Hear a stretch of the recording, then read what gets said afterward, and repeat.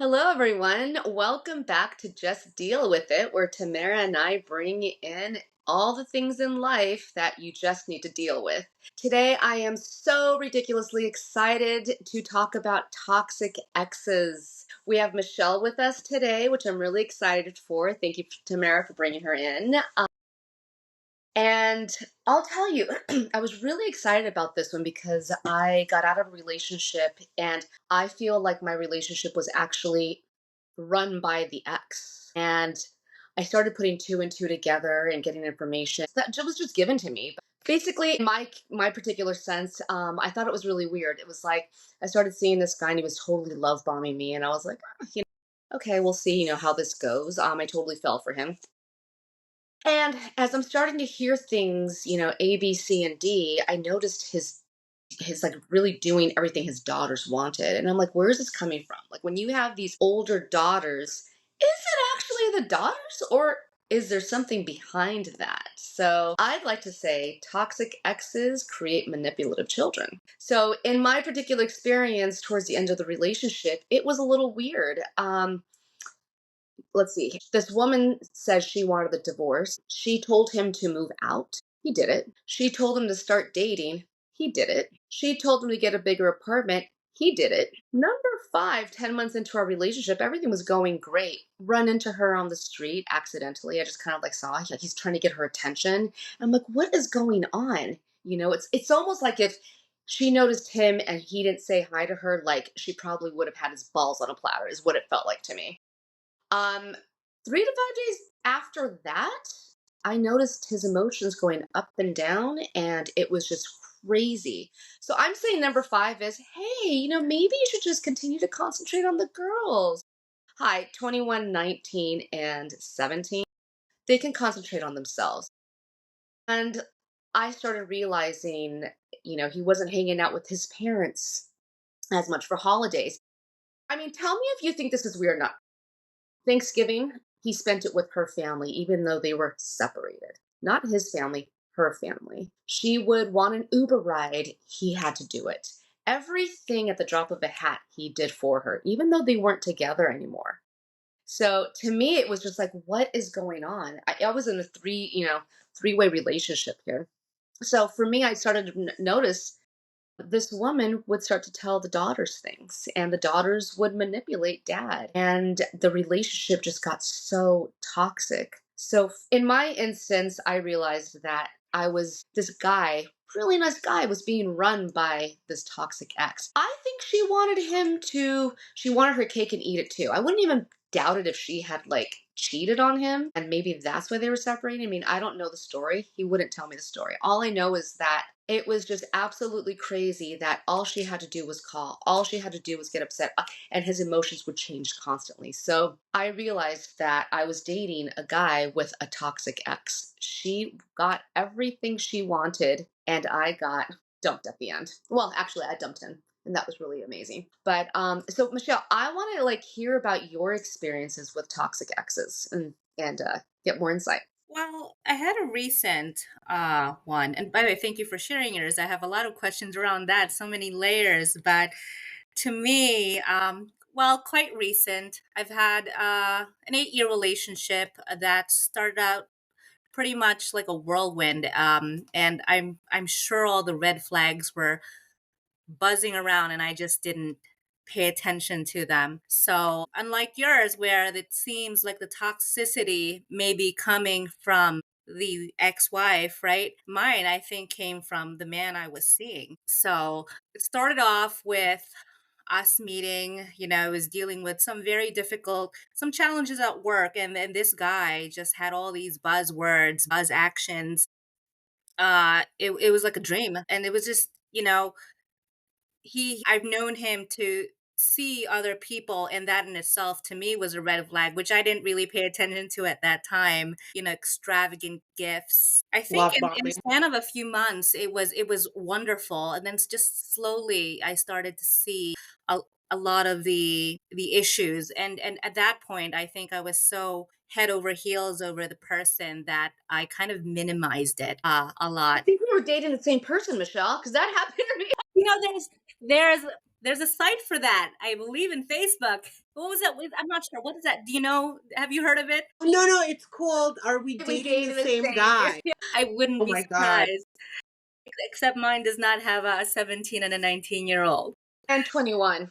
And 20 and 21. Or who knows? I don't know. But That he yes, knows of, Michelle. Exactly. Mara knows the backstory to this. It's a long story, but the toxicity was there, and it was a cycle for 8 years, and I've just recently got out of it again. But Wait, did you say again? You just recently got out of it again? again, like maybe earlier this year, I'd say, yeah, Okay, so yeah. you were We do together. have we do share a child, so that's the difficulty where it piqued my interest when you said that toxic relationships and toxic partners can create toxic children, right? I thought about that, but I'm not so much experiencing that. I'm just I'm seeing only in I've seen it in the work that I do. I'm in the helping industry, in social work, is in social work, and I work with families, and I see it as well. I'm excited to hear of how toxic relationships impact children, um, but also the partners. Honestly, I had this whole big story about how toxic this was, but I don't think mine is as toxic as yours. I'll be honest with you. You win, Michelle. You win. Even though mine Without was getting much. into the details, No, I know. I know the details. That's why. But I mean, I do would love for you to share some details because I think that's a very therapeutic also just to let go of this stuff. We could also process it together and think about why this person is doing this. When we talk about behaviors and we talk about how they affect us, we also don't think about where those behaviors were learned from, right? They didn't just appear. When you're born on a clean slate. How your parents fuck you up is a different story, right? Or whoever is your caregiver. So, and we all do it. It doesn't matter. You could be the perfect parent. Something, somehow, some kid's going to get traumatized. Something. Because that's part of living. That's part of growing, things that they're exposed to. so in talking, So, go ahead. Sorry. I'm sorry. So like I'm just gonna wrap up in that sense. So I just think that it's so important to talk about how this person made you feel and was aware that he was making you feel this way. And that he went back and lived with it and continued to live with it and then came back and reached out and continued to do it from a clean slate as if nothing happened, as if they're crazy, none of this shit happened. Here I'm coming back.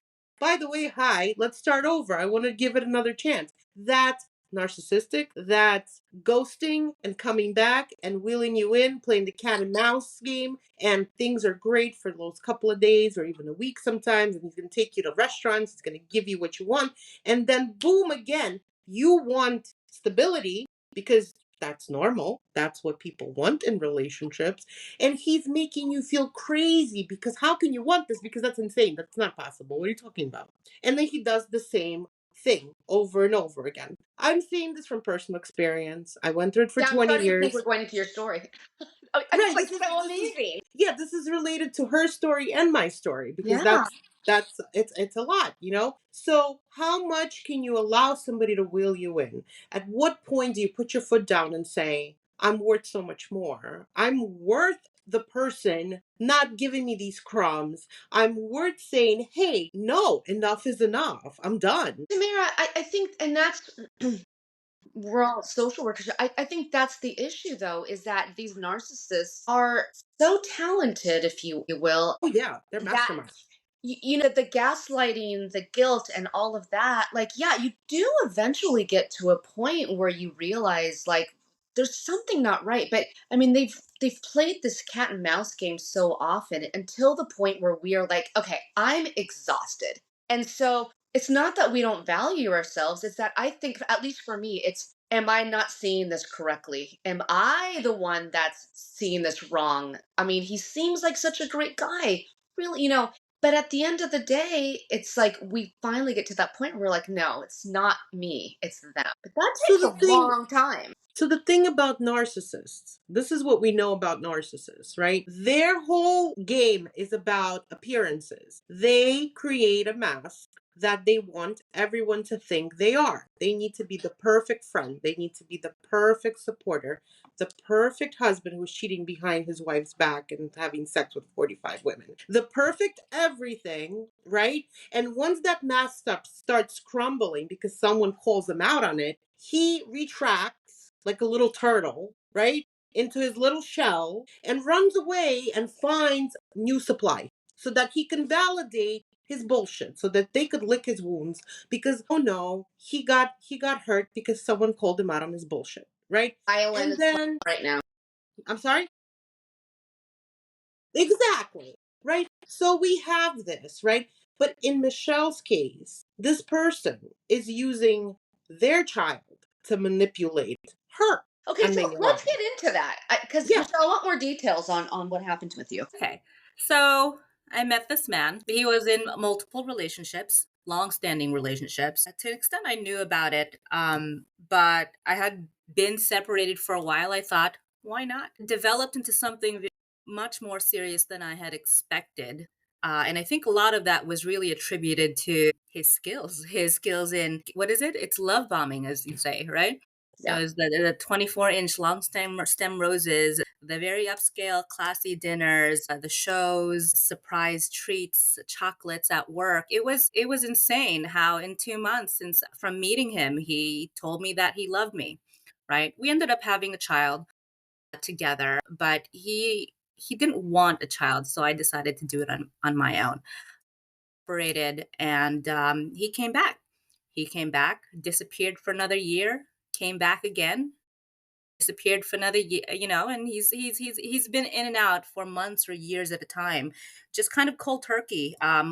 You know, as you said, when the mask slips off, we're all Tammy and I. Well, let me just say that at some point we start to notice the cracks, right? And so there are some who remain quiet about it, and there are those, such as myself, who will address the discrepancies, the inconsistencies, and so that's what I do. But as with narcissists, they like to keep their perfect image, right? And so they go elsewhere until that fizzles off. And so that's, I think, what happened in my relationship. But unfortunately, it's one of those things where say there's we had plans that he bailed out. He said he had something to do for a family, and then the following day, he calls me and he's coming home. You can hear him coming home from elsewhere when he said he's been home all day. Stuff like that, you call them out and they just kind of disappear, at times, disappear for long periods of time. And in my case, oftentimes I've decided, let me just let it go. It's something minor. We can work it out. Maybe it'll get better. But it doesn't because, with a person like this, they tend to push boundaries, right? Test your limits. And so that's what it's been over the years. For me, support for our kid has always been kind of contingent upon, whether I shut up and put up with whatever BS is being presented, right? And it came to a point where, I really felt like I was losing myself. So when I think about like toxic relationships and red flags, yes, I think about the other person who's inflicting and perpetuating these things.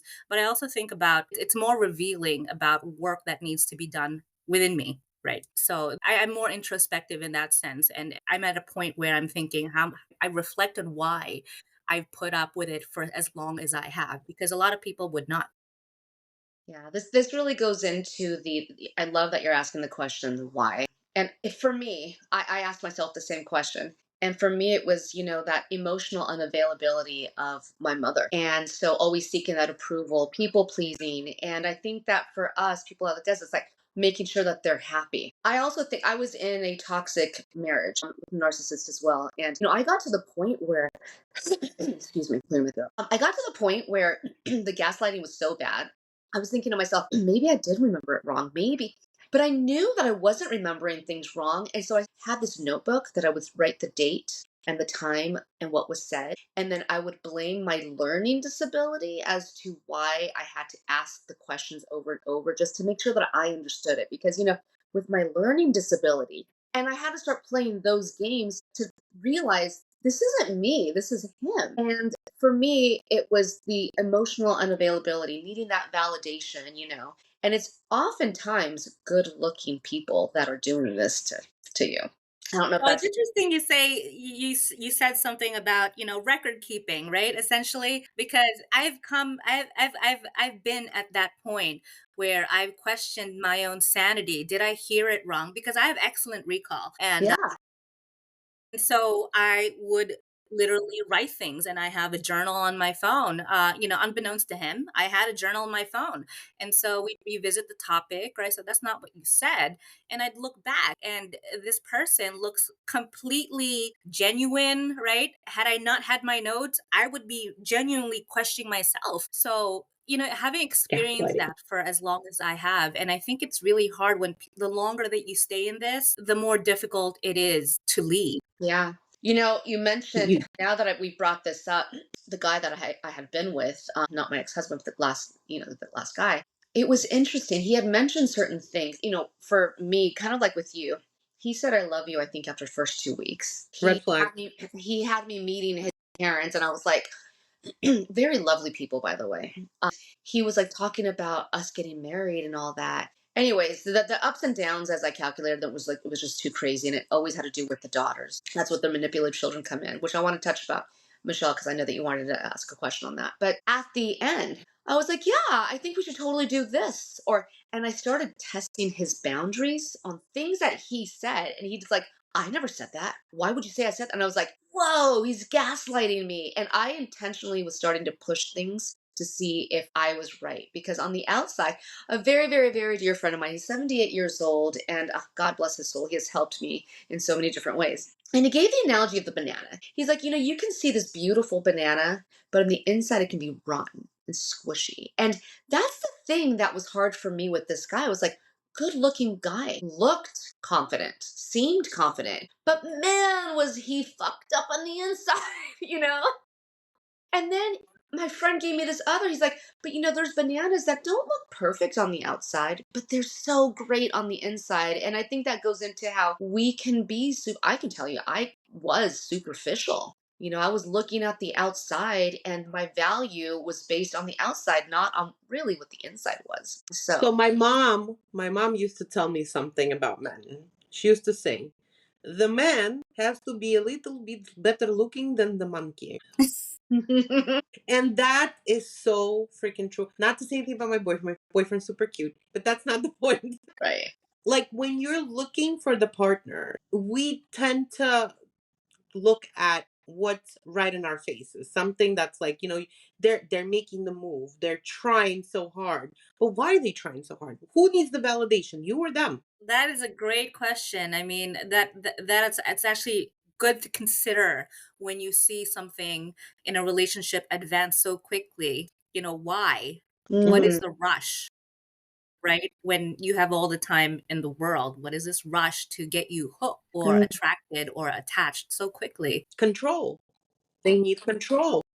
So, Michelle, I actually want to touch base on. So, you have a child together, and I know you asked me about manipulative children. How old is your child, if you don't mind me asking? 6. Okay, so your child is still young, but in my experience, I truly believe that the ex was telling the oldest, maybe even the middle. The youngest daughter was phenomenal, amazing, but guess what? She didn't get along with her mom. So, she couldn't get played, which was interesting. But I truly believe that the mom was using the oldest daughter, and the oldest daughter at the end, I started noticing, she's like, where are you? What are you doing? Like, he'd be on speakerphone. He started taking his calls in a different room. So I'm Mm. starting to think that he had said that we had broken up. And once the ex saw us on the street, and she must have said something. But the oftentimes the ex doesn't want you to be happy. They seem like, oh, I want the divorce, I want this, or I want that, or yeah, we're better off apart. But the child, I mean, that's what tugs at our hearts, right? We don't want our children to be disappointed. And so in my experience, what the ex will do is, you know tell daddy or tell mommy, that you're going to be really upset if, or can you believe that dad's moving on so quickly, and these things get into the child's brain, and that's where, and your child is pretty young, but I would definitely watch out for that. This is a really great spot to talk to your kids. And But there's a difference in that, my child isn't at all connected to his dad. So he me, wouldn't. No, I'm serious. He would come over so often, but it's never at an hour when his child is awake. wow. So that was one of the point of contentions in our relationship is, I was really holding out with the hope that he would plan for his child, but never did. He came for me, and that was nice, but it came to a point where I saw my son being disappointed and being neglected in those areas, that I couldn't continue in a relationship where I was getting attention and at the cost of my son. I would have preferred to give up my time with my ex so that my son can have a father. Yeah. So it's I can for people who are manipulative in life and in relationships, it's not unusual that they also do it to their children. It's just how they deal and how they get things done. So that's certainly not surprising. It's challenging, I think, for you because it's the toxicity is not necessarily was not coming from your ex. There were Right.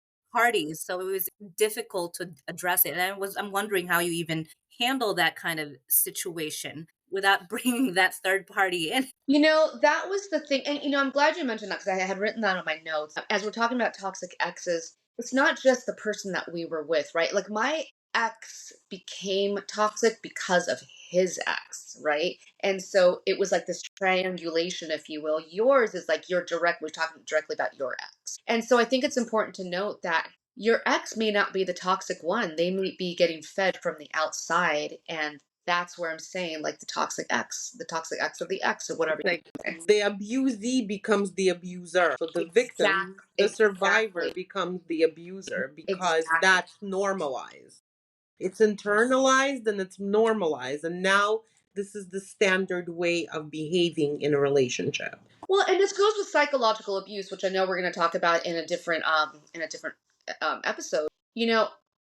Everything that I learned about this person, his ex was psychologically abusing him. And so when we talk about how did we not get out of this? How did we not get out of our relationships or see our values before? I asked myself the same question with this guy. It was funny. The mom had said to me that the day they met this woman, the grandmother had met this woman for the first time.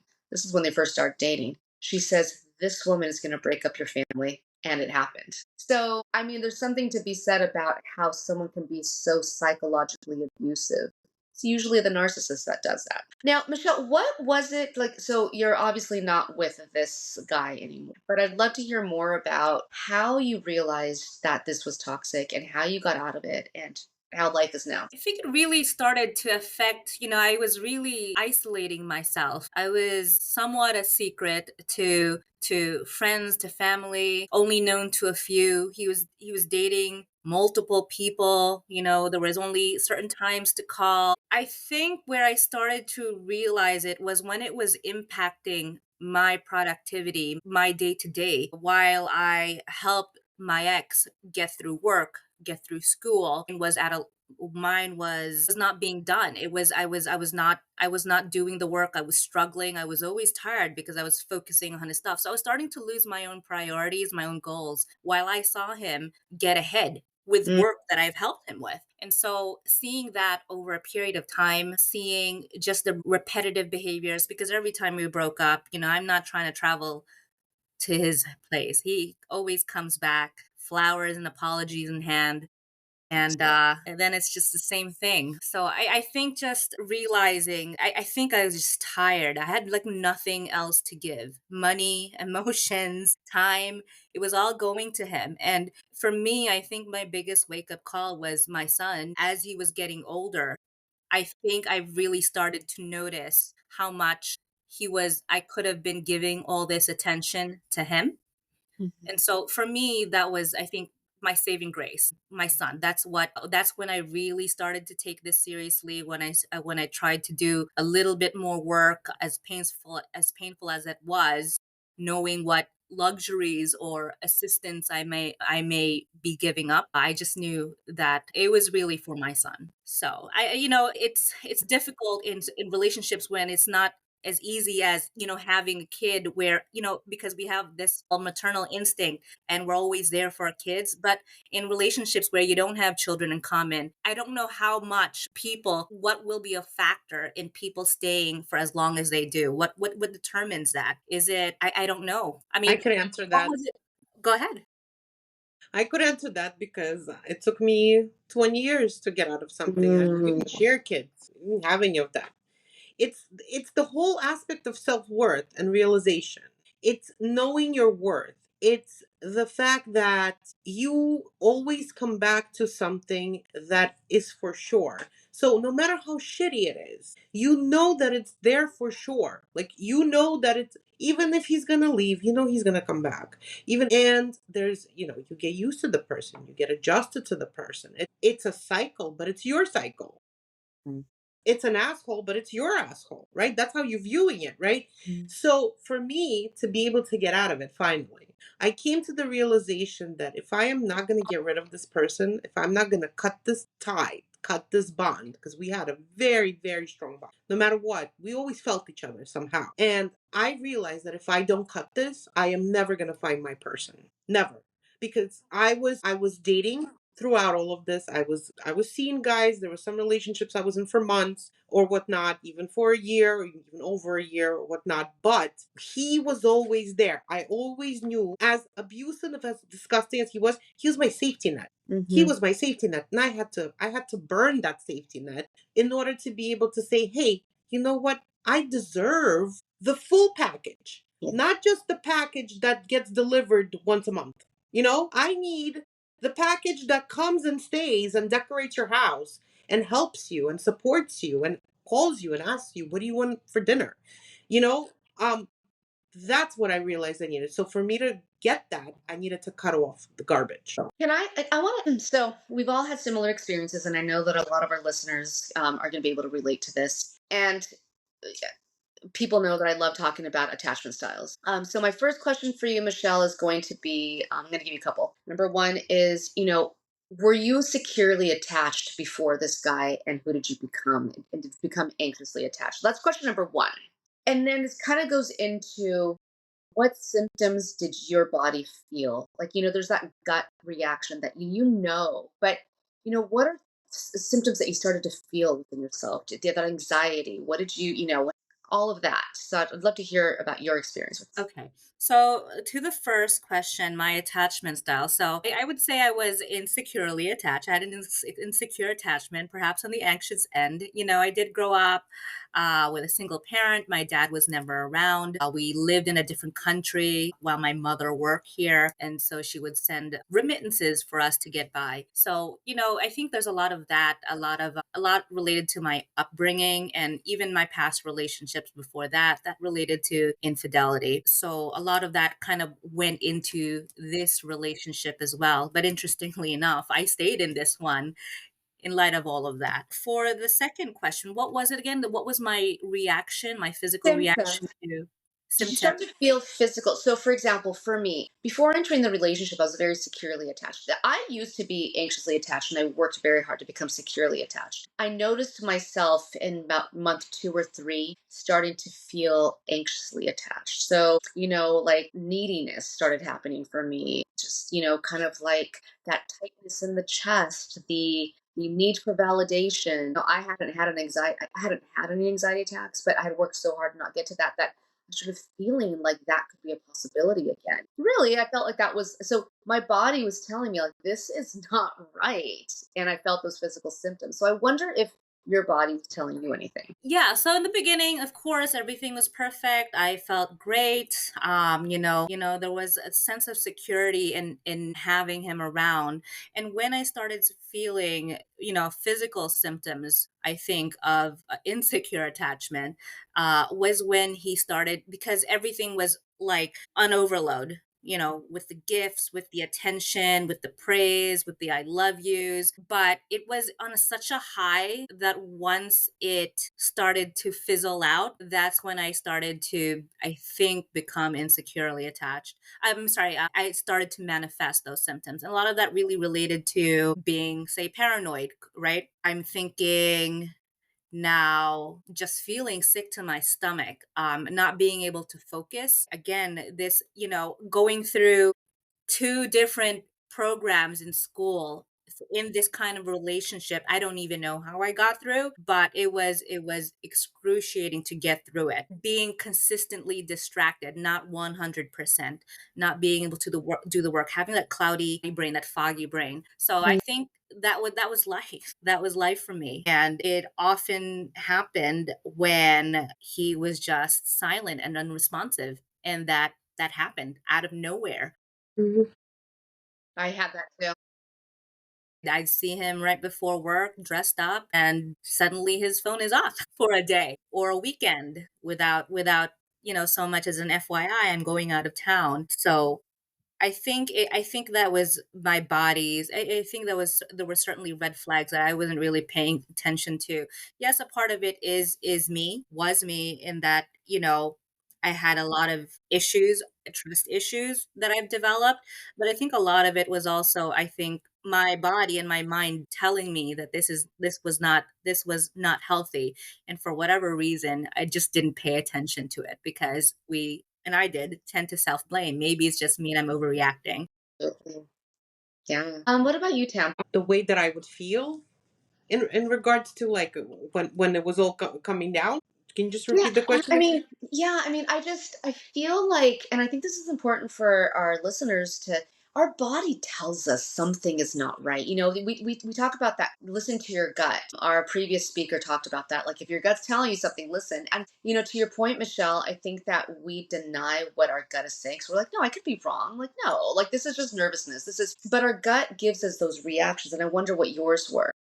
So for me, it was a little bit different because Michelle's experience with this person was 8 years. My experience was since high school, right? Mm. So he trained me. I'm Mm. going to say he trained me to normalize his That's behavior. intense. That's intense to hear that. Yeah, it's intense to say it because and I'll be honest with you, our first episode, when I just mentioned him, I felt so, I can't even explain why it was so hard for me to talk about him. And it's still very hard. And it's going to be very hard to listen to this later because I am still processing the fact that this was real. I mean, I think this is going to hit Michelle where I think it's going to hit Michelle because me saying this out loud makes this real. Me putting this out there and saying that this happened to me makes this real. For 20 years, he shoved me into a box. He made me feel like I did not exist for him. I was this dirty little secret. So when coming out of this, my body was always to giving me signs. My body was giving me signs for 20 years. The difference is I didn't respect it. I did not respect my body. My body, it was all about having that feeling when you're with that person because unfortunately this was my first everything. My first love, my first everything. So, for me to come out of that and to accept what I did and forgive myself for what I did. It wasn't even about him. I didn't even care about it forgiving him. He's unforgivable. He's done. I still got to go home to me. Mm. And I still got to be in a healthy place so that I can have a relationship, so that the person sees me for who I really am, not just somebody for a good time or somebody when you're feeling like being there, she's going to be there for you. I'm never going to be there for him again. It's done. My body went through pain, physical pain.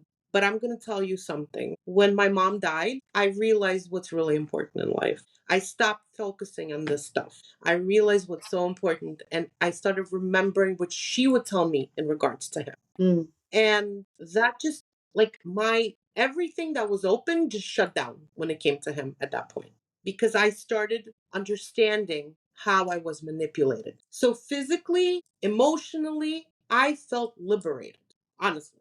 Because for 20 years I went through this motion. But you So I went through the find motions of the for exactly 20 years. the negative, the keeping the secret, the feeling like I don't exist, the not being good enough for me to even be acknowledged that I'm in his life and that he has feelings for me. Because after 20 years, I don't know, you got to be insane if you don't have feelings for the person. you know? So acknowledging that and actually saying this out loud and making this real, that's what's making me go through the motions even more. Because now, who are you going to hide from? Yourself? So that's my feelings about it. I feel like this is, I think, Tam, when you and I decided to do this, our whole focus was really to give real life experiences and so that people could feel like they're not alone and, hopefully start their healing journey. And I feel Yeah. like just being here alone, with you two, it's just like, I feel like this awesome, like, woman powerhouse. We understand each other. We've gone through a lot of stuff. And I think even just this is really healing to go Yes. through that. Yes, I agree. Thank you for having me here. Feels like a very safe space to share all of this. I'm trying to think, Tamara. You said that it was your mom gave you that like aha moment. For me, it was my child. And I'm wondering if in these kind of relationships, when we're trying, I'm wondering if there really has to be that significant aha moment for you to move on. If so, that's a shame that we're waiting for that breaking point. I don't think you need many aha moments because you could be in several of these relationships. The difference is once you have that aha moment once, you're going to recognize them. Absolutely. It's true. I went out on a date and saw a red flag, a few in the first date, and cut it off. Yeah. So I think there is growth here, an opportunity for growth. So what's going on now? Are you dating? Are you dating a lot? Are you seeing anybody? I wouldn't say a lot, as you know, I'm very busy. Yes, Miss PhD Another over full here. time Eh, job. Yes. School, work, no. Oh no. I'm just trying to focus on myself and focus on my kids right now. I think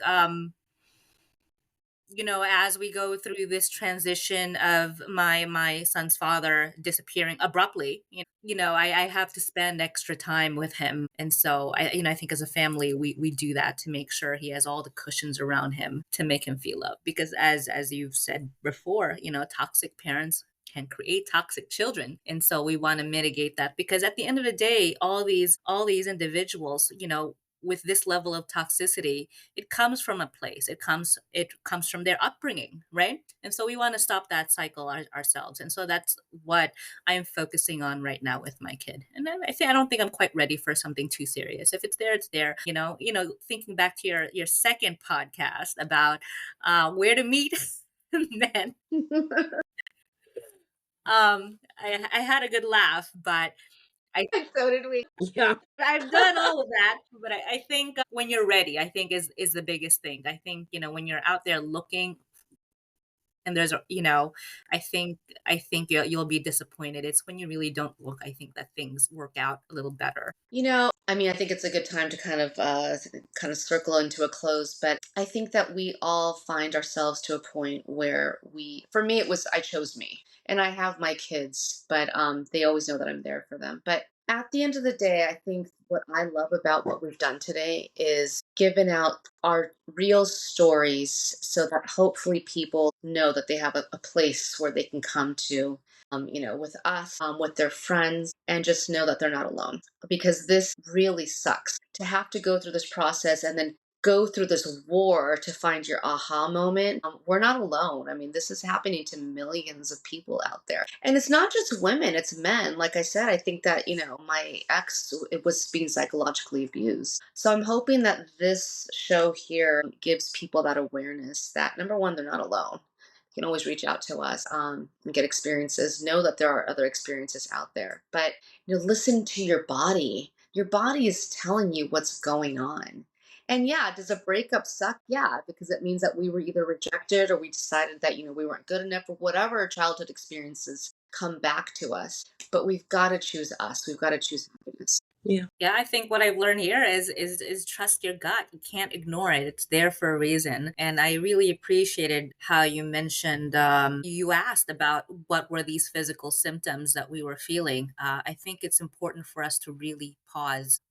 As soon as we feel those things, because we often don't pay attention to them. The signs are so subtle. They are. No, like I also remember one thing that happened because I was so stressed. I started losing my hair. Also, Mm-hmm. it was Mm-hmm. a physical symptom as well. Like now that you're talking about it and I'm thinking about it, Yeah, hair started falling out. I was under stress. I was in school. I just lost my grandfather at the time when all this went down, and it just COVID, everything, combination of stuff. So yeah, physical symptoms are extremely important. And those are usually the first things that you're going to see before the emotional piece hits you really hard, right? I read an article. I know we're going to close off soon, but I read this article that I shared with you, Tamara, and it says we ask for signs. We pray. It's spirituality. We ask for signs, and we get signs. They're just not the signs we want. The signs we're getting are the signs that are telling us where to go. But narcissists play such a great role in our lives that they take us to a place where you said it beautifully, Michelle. I had nothing more to give. I didn't have money. I didn't have time. I didn't have emotions. It sucks that we have to get to that point, but it's that point that you go, aha. And then you start to become the person you deserve to be. Yes. I wish it wasn't the case where you come to the point where you have nothing else to give. And in my case, feeling a level of, I don't know if the word is disgust for your own self, for what you put yourself through, that really propelled me forward. But yes, listening to the signs, paying attention to the signs, hopefully, but relationships, I think we get wiser as we go through relationships. So these are all, I think, essential Yes. to Yeah. becoming better and to growing. Michelle, oh my God. I Thank you. love having you on this show. I'd love to have you back again sometime. Yes. Yes. Well, thank you for Fantastic. inviting me. Yes. Let me know. Thank you Thank for you so sharing your much for story. joining us. Thank you, guys. Happy Tuesday. We'll see you next week. Thank you, Michelle. Bye. See you. Bye.